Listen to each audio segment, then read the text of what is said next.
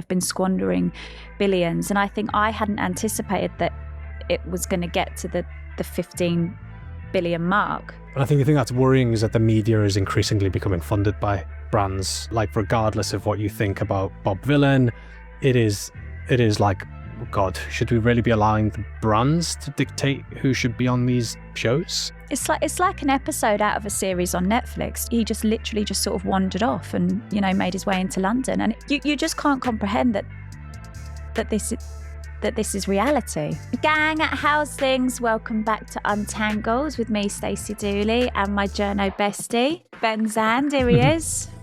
Yeah, it's our new podcast where every Wednesday we untangle the week's most interesting stories and the biggest headlines to try and make sense of what the hell is going on so you don't have to. That's right. So first off this week, we'll be discussing something at the top of everybody's minds at the moment, asylum hotels, a really emotive subject.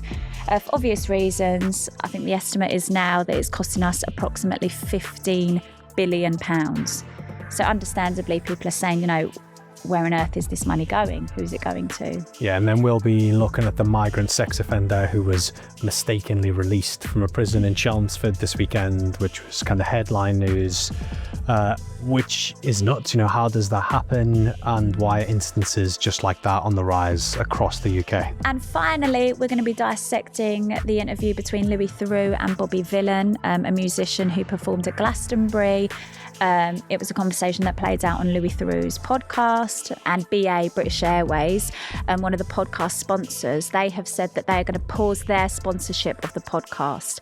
And I suppose it poses the bigger question, who should journalists be, you know, interviewing? You know, how much challenge is appropriate? Yeah, lots for us, particularly us actually, to untangle with that one. Yeah, something tells me that's not going to be that quick of a chat. See what we can do, eh? We'll see what we can do. So before we get into our kind of, you know, suitably heavy topics, how's it going? We've just, you know, it turns out that doing remote podcast records are a little bit complicated. We had to do some setups for our first remote one today. That's right. That's really boring. We won't actually bore you with that because it's so painfully dull. But how's your week been, Ben? What have you been up to? I don't know, actually. What have you been up to? What have I been doing this week? You've been selfieing with our... I went to our billboard, yes. in Leicester Square, which was Love cool. That I took my son Kaz Rakai. Turns out that 17 months olds have literally no idea about a billboard, so he can't even he did say dada, but then he says dada for like everything. Like a dada for him is a motorbike, a man who's kind of semi-brown with a beard, like anyone who fits that category. Suitcases he calls dada because I've been traveling a lot, and now he calls billboards dada. Oh, there you go. That's a flex. Which is cute. That is a flex. Going to look at your own billboards. How are you doing? How's life? No, I'm good, mate. I'm good. Where am I? I'm in Guildford with the Surrey crowd this week. I'm doing this play, 5 weeks left. Nothing too rock and roll really to report. I've been working. I'm making 2 documentaries at the minute, so it's all quite full on, but it's all really exciting stuff, you know.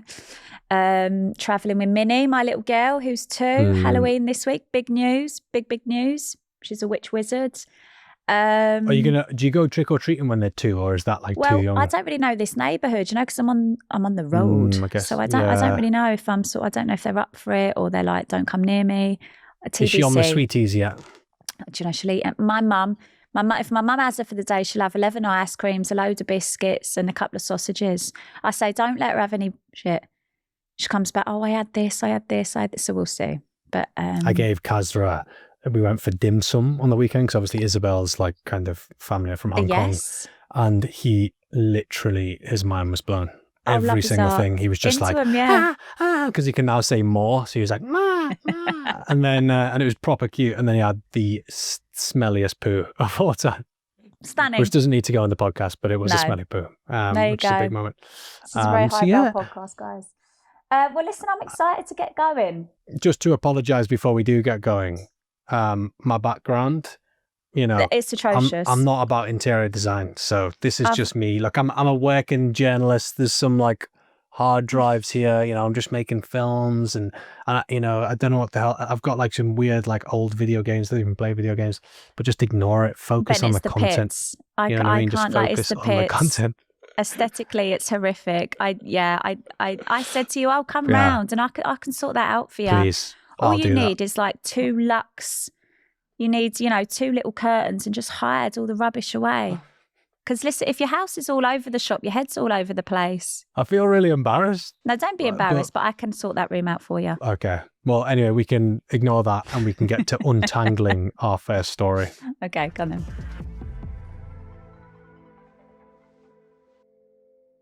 For our first topic of the day, so this is something that has just kind of eternally been in the news. So this is the kind of controversy surrounding asylum hotels, and they've been back in the press this week because a parliamentary committee report has shared a pretty kind of unbelievable stat that the expected costs for these hotels housing asylum seekers has risen from what was initially meant to be £4.5 billion to now over £15 billion.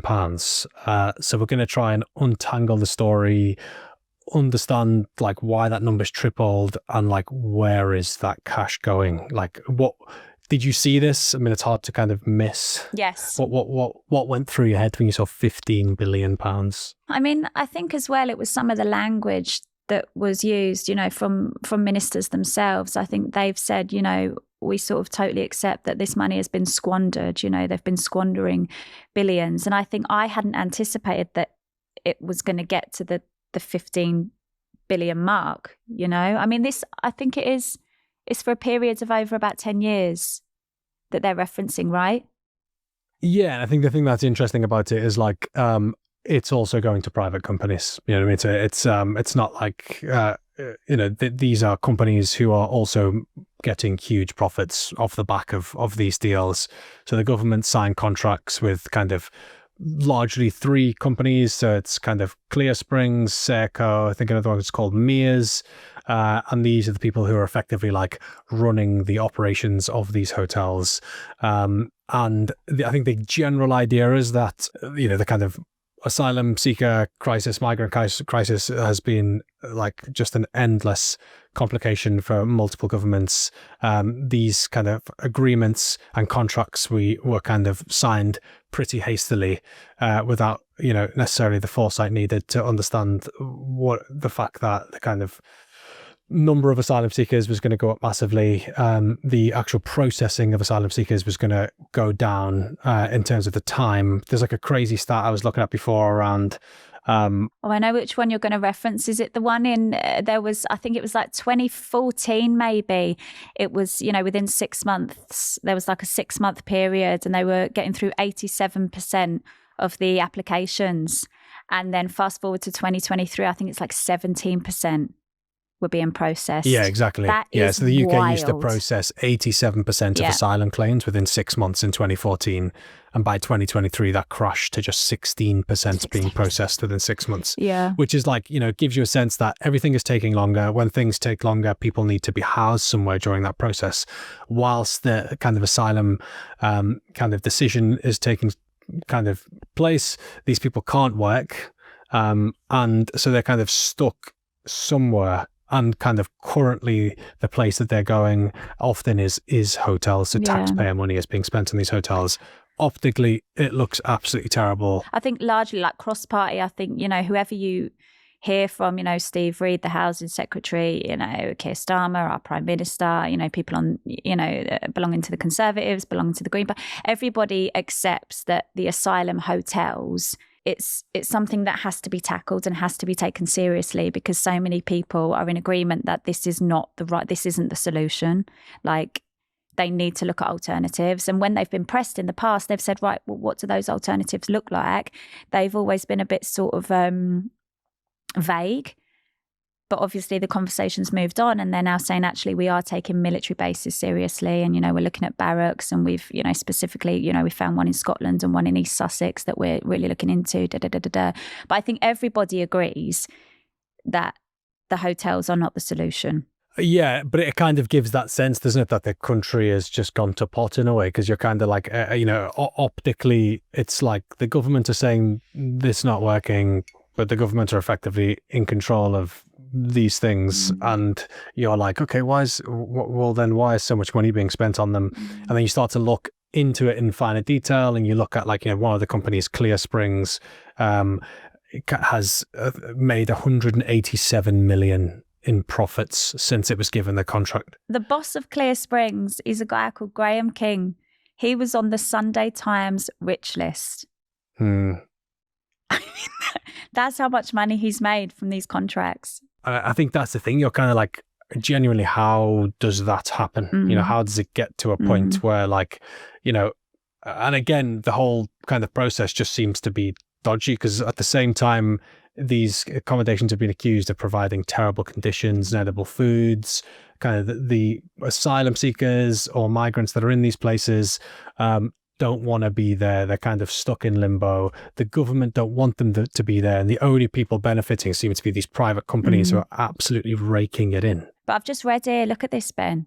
So Graham King, last year he was worth an estimated 750 million, earning him the nickname the Asylum Hotel King. How much do you think he's estimated to be worth now? I don't know. I don't even want to know how much. 1 billion. He is now the 154th wealthiest person in the UK. Yeah. I mean, it's insane. What? I mean, I was also looking at, like, there's like a rise now of like people on TikTok, kind of like hustle culture, saying that they're renting their accommodation to these kind of firms like Serco, Clear Springs, Mears, and they're also making loads of money from it, you know. So it's like the kind of people profiting from this scenario aren't the migrants, you know. It's these kind of private individuals who are making absolute bank. I kind of have a personal feeling to this, you know, like my dad's a migrant who came to the UK. He's like an Iranian dude. One of the biggest proportions of people who have come to the UK over the last kind of decade are Iranians. And you kind of look at it from their perspective and you're like, you know, these are people trying to get a better life. In often cases, they are economic migrants. They don't fit the category of asylum seekers. The truth is they are traveling through safe countries to get to the UK. So I think there's definitely legitimacy for people being pissed off that people are coming to the UK when they have no legal right to be here.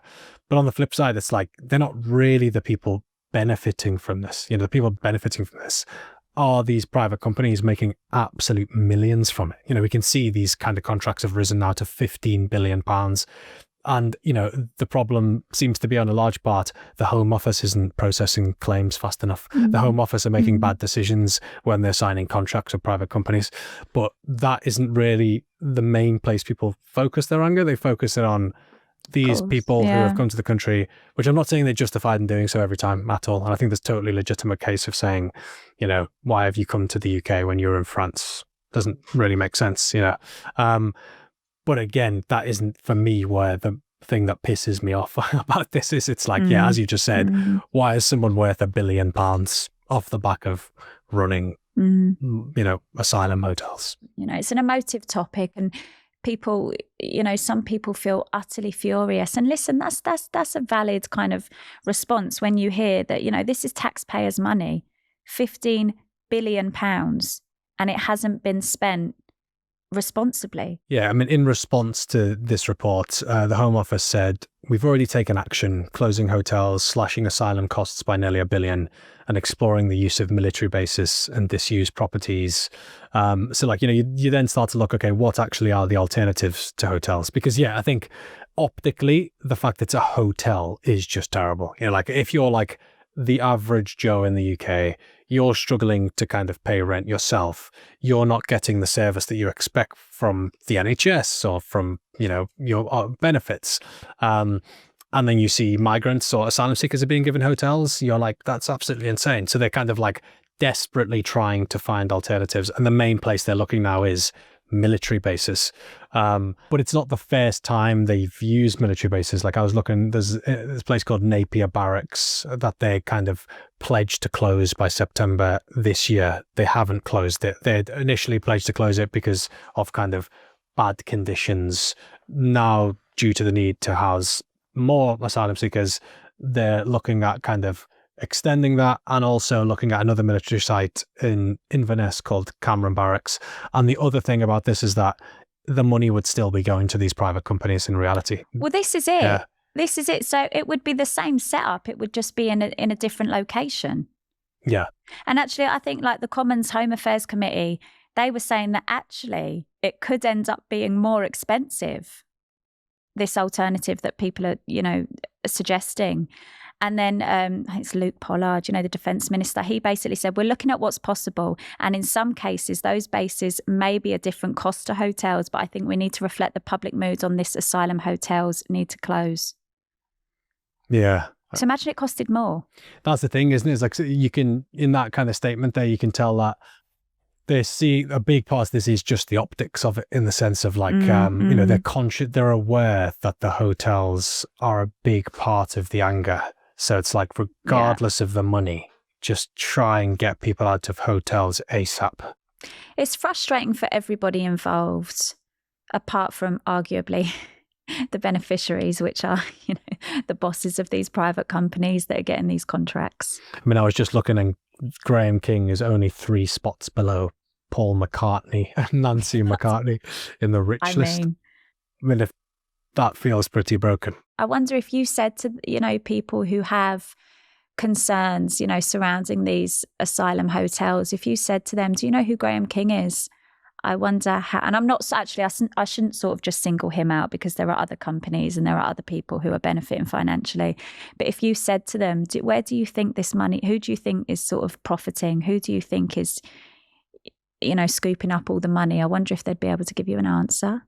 I don't mean that in a condescending way. I mean, it's a sort of genuine, I sort of genuinely wonder. Yeah, I mean, I only really know who he is because I've looked into him for this. You know what I mean? It's like, he's not like anywhere near as known as you'd expect for a man who's nearly worth £1 billion.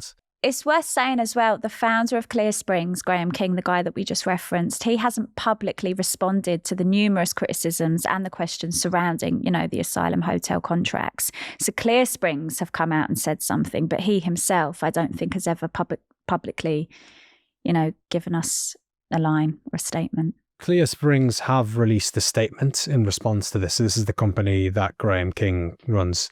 And they've said that they admit that living in hotels was really bad for people. And it's pushing to get more people into long-term options. Yeah, really bad for people. They're the words. Okay.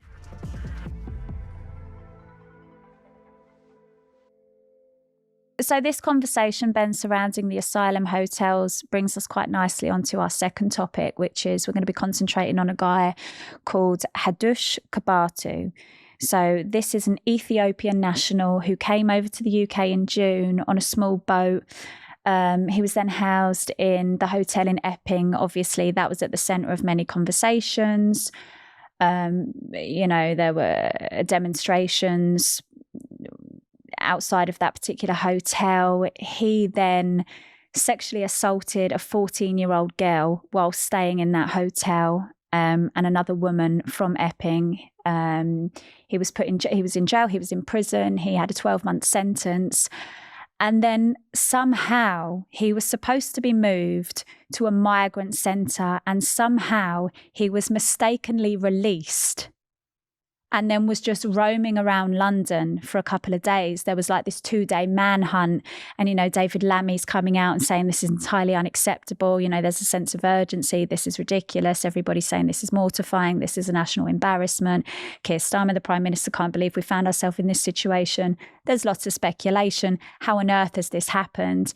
What then comes to light is that this isn't actually an isolated incident. Like, this has been happening, like hundreds of people have been wrongly released.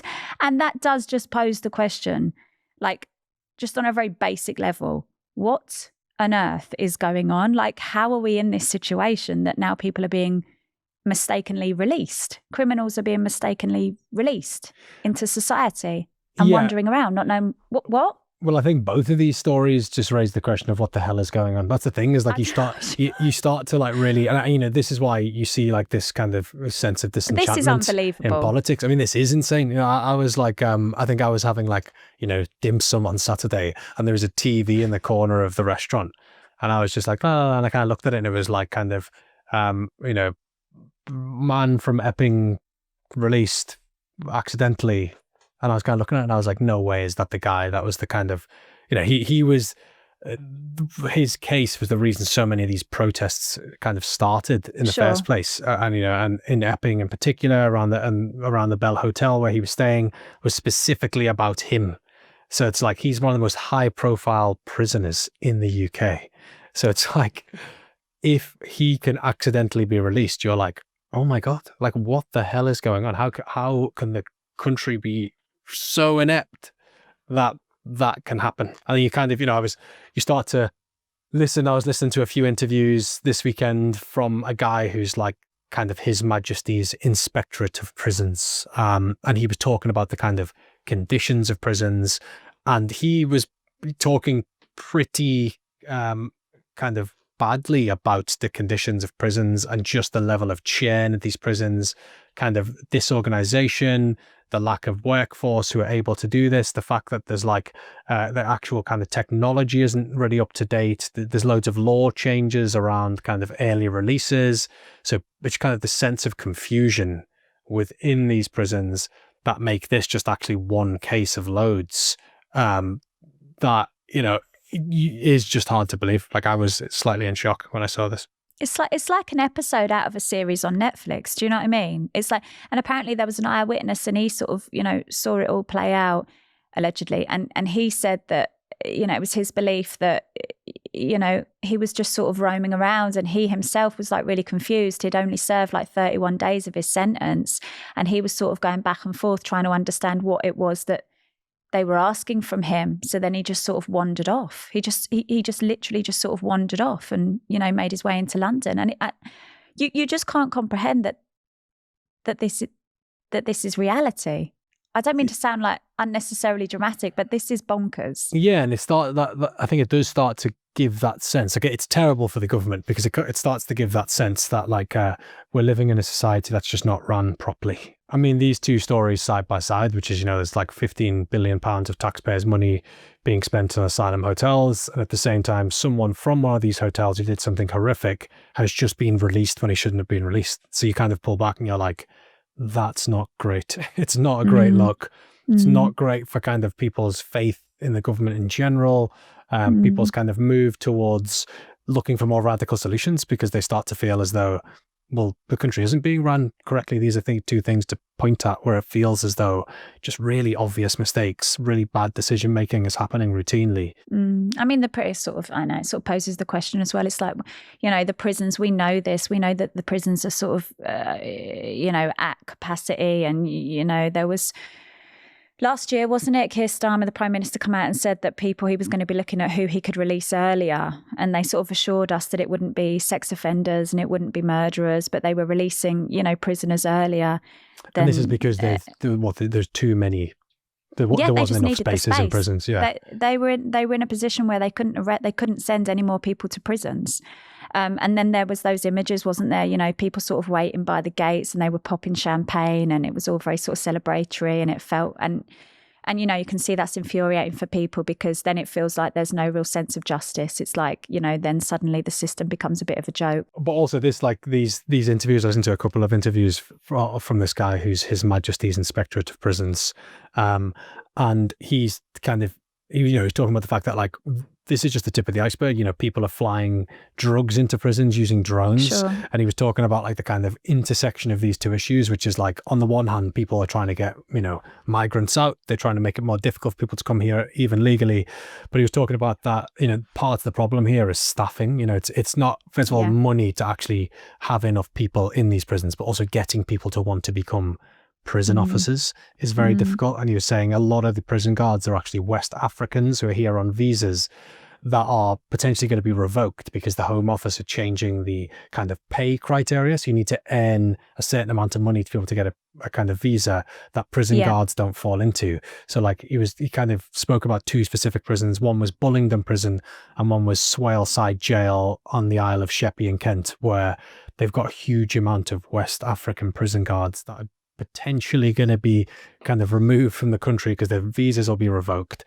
And then we'll have an even higher shortage of prison guards to even be able to operate these prisons in the first place. I had a conversation last year actually with the MOJ and they were basically saying that, they were sort of hemorrhaging staff and they just cannot get these positions filled, and they were sort of trying to I was trying to get into a Cat B prison and they were trying to be very honest to, potential employees about, what the difficulties looked like, so they weren't sort of luring them in under false pretenses, and then they were sort of leaving after a couple of months or whatever. So I think they are really placing emphasis on trying to kind of employ people and keep them, but for various different reasons people aren't wanting to work there. Yeah, I mean, I mentioned before when we were recording, we also they got in touch with me about doing something to do with trying to get people to become prison guards. So you do get this sense that like they are desperate for more people to become prison guards, and it's very difficult. And like, objectively speaking, you look at stories like this, you look at stories that came out a few months ago about kind of people having sex in prisons, and like the sense of and it does paint this picture of like not necessarily the place you want to be working right now. There's not much kind of upside, it feels. It's true that lots of people will just be like, what on earth is going on? And I think it's totally justified to be frustrated that there is a guy who has been charged with sexual assault. The idea that he is just walking around London, that does feel, that's insanity, no? Yeah, I think the thing that genuinely blew my mind the most about it is like, he is one of the most high profile inmates that you can possibly have in the UK prison system right now. So if anybody shouldn't accidentally be released, it's this guy.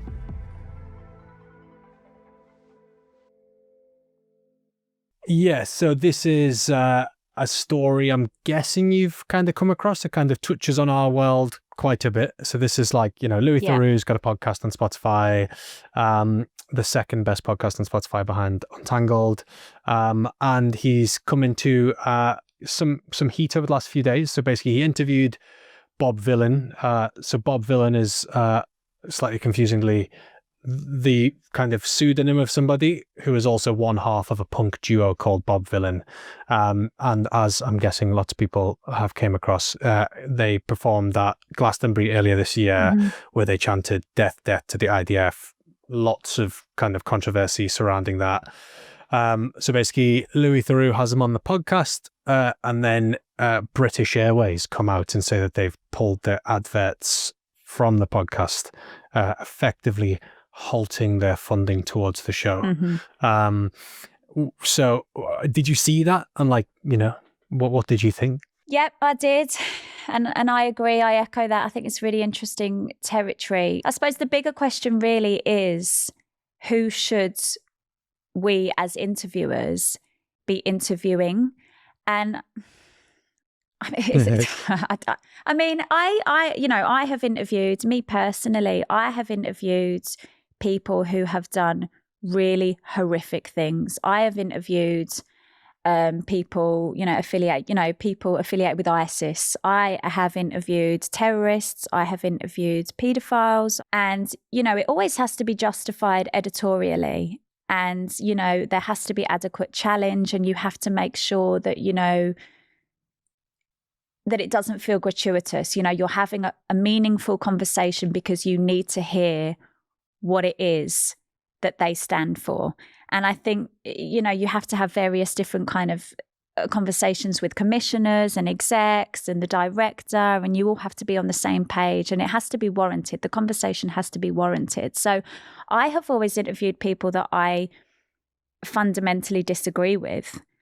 But I think it has been, if you can sort of justify that it's in the public's interest, then I think you should pretty much be able to interview anyone. And there's a distinct difference between giving somebody a platform and having a rational conversation with somebody who arguably needs challenging. I think, I guess for those who don't know, the IDF are the Israeli Defense Forces. This is all kind of set amongst the backdrop of Israel, Gaza, kind of, the UN commission has come out saying that what's happened in Gaza is a genocide. So there's lots of kind of strong reactions to that. And Bob Vylan says he's standing up for the kind of Palestinian voices. Those, a lot of people thought that what he did was anti-Semitic. And I think it's one of those things where I think regardless of how you interpret the Bob Vylan scenario, I think that the sense that like Louis Theroux having him on his podcast is somehow, should lead to sponsors pulling out is a bit concerning for me, you know, as a guy who's in the media and makes content. For me, at first, I was like, what was interesting is why have BA even decided to kind of step in this scenario? Because like, I didn't even know BA sponsored that podcast. I don't even know where they come up in this, because like I listened to it and you don't hear kind of BA mentioned. It doesn't, like, he doesn't do like a kind of ad read for them. I'm not sure if that's been taken down or something. So it's kind of like, why have they chosen this moment to come in? I mean, like, Louis Theroux is notorious for having kind of controversial, complicated topics. You know, he spent time with white supremacists. He spent time with Westboro Baptist Church. You know, he had Armie Hammer on this particular podcast that we're referencing February this year. So it is fascinating that it's this particular conversation that he's had with Bob Vylan that has meant BA have decided that they want to, you know, pull sponsorship. I mean, I guess there's an argument that, like, on this specific podcast, on the Louis Theroux podcast, he tends to interview kind of celebrities. It's a little bit less kind of, you know, kind of tonally. But I also don't think that's a valid argument. You know, I mean, I guess, you know, me and you probably have similar beliefs, and like, I mean, I don't really believe. I think you should be able to talk to anybody about anything. And like, you know, literally in the last few months, I've spoken to white supremacists. I've spoken to people in Israel who have extreme views.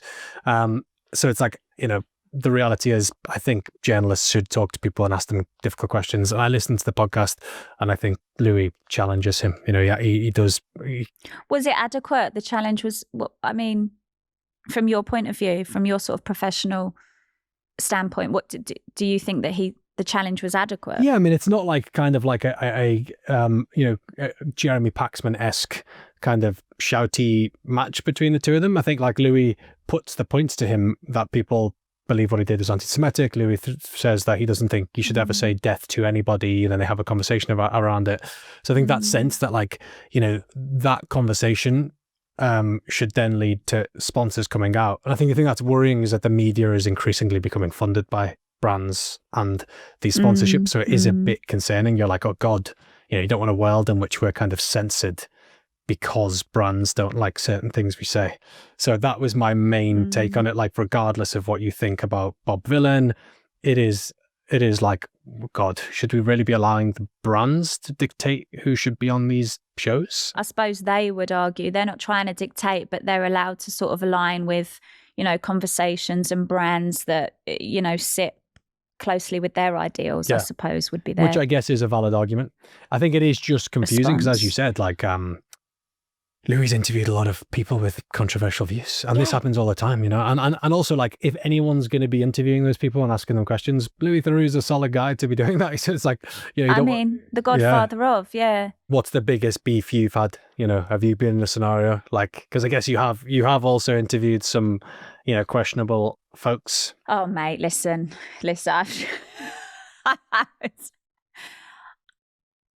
I've interviewed some maniacs. You know, I've been doing this for nearly 20 years. I remember one time I was interviewing this guy, and he was a sex offender, a registered sex offender. And I was in his living room, and it was about the laws in Florida, you know, what that meant for him day to day. And then what transpired was that there were minors in his house at the time. And so obviously, like, I have to react to that. And then, you know, we're just like following the actuality, and basically he kicks off and he like rips off his microphone and he throws it and he says the interview's over, like, this is not what we agreed, these weren't the terms, and I'm challenging him, and I'm saying to him, like, can I not challenge you? Like, this is entirely about you. He's like, this isn't about me. I'm like, it's absolutely about you. And I think, you know, on that one occasion, I think I handled that quite well. But then more recently, I did a film with Lily Phillips, who's obviously synonymous with OnlyFans. Her and Bonnie Blue are probably the two names that you gravitate towards when you think about OnlyFans. And, you know, I think it's estimated it's worth like 8 billion. This isn't like a niche underground movement. Do you know what I mean? Like, it is like editorially justified. Like, you know, you have to kind of familiarize yourself with who these people are and why they're gravitating towards, you know, OnlyFans. I spent a weekend with Lily Phillips for a sleeps over series I do. So I get there on the Friday, I leave on the Monday. It's like really kind of informal, and you're sort of in the thick of it, sort of asking her how to work her shower or whatever. And I had a load of kickback on that. People like, you're supposed to be a feminist. Why are you giving this girl a platform? She's part of, the problem. This is why misogyny and the patriarchy, this is why, men don't respect women, X, Y, Z. And listen, I'm up for listening to all of that rhetoric, but I sort of don't subscribe to the idea that you can only have conversations with people that you understand. Like, that's not what making documentaries is about. I mean, I'd say I'm not even up for listening to that. It's so boring.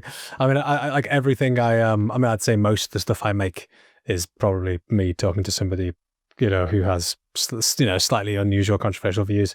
And like we released a film where in kind of Israel and the West Bank, and there's kind of put clips out on Instagram and TikTok, and the clips have got like quite a lot of views at this point.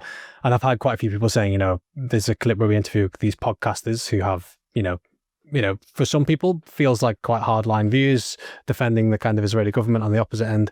And I've had quite a few messages being like, why are you platforming these women? Like, why are you doing this? It's like, yeah. What do you want? You're like, first of all, many people have those views, and also you need to be able to question them. Like, I thought we were in like a kind of post cancellation world now, where like people acknowledge you just need to have quite difficult conversations, because what happens is without it just kind of these things grow in the background and we don't acknowledge these things exist. Yeah, I got a lot of that, Ben. Why are you giving her a platform? Like, what on earth are you doing? You've got a daughter, why are you platforming her? And it's like, there's a distinct difference between giving somebody a platform and having a grown-up conversation about things you don't necessarily understand. And they have a platform. Do you know what I mean? You know what I mean? Like Lily Phillips has millions. She don't need me. Listen, she don't need me. That's the thing that's changed. I know. Yeah, it's like, it's not like that anymore. People have massive Instagram accounts, like Andrew Tate or something, is like big on TikTok, big on Twitter. It's like, they don't need kind of, mainstream media to do these things.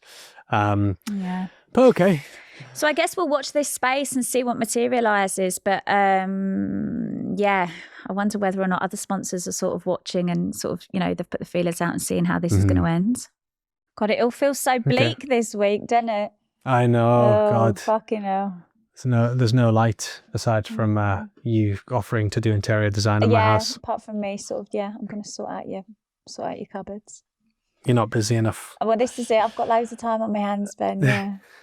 All right, Stacey, so that's us done for today. So we'll be back the same time next week on Wednesday morning on Spotify and on the Channel 4 Documentaries YouTube channel. Yes, that's it. And of course, you can make sure that you're following us on Channel 4 Documentaries. That's on Insta and TikTok, so you don't miss a thing from either of us. And lastly, we really do want to hear from you, so please send us an email to untangled@zand.land.